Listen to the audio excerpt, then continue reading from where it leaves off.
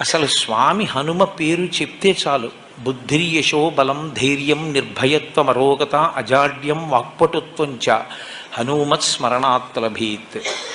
హనుమని స్మరించినంత మాత్రం చేత, హనుమకి నమస్కరించి హనుమని సేవించినంత మాత్రం చేత హనుమ యొక్క గొప్పతనం ఎక్కడుందంటే అజాడ్యం. ఆయనని సేవించినటువంటి వారికి జాడ్యము పోతుంది. జాడ్యము అంటే జడత్వము.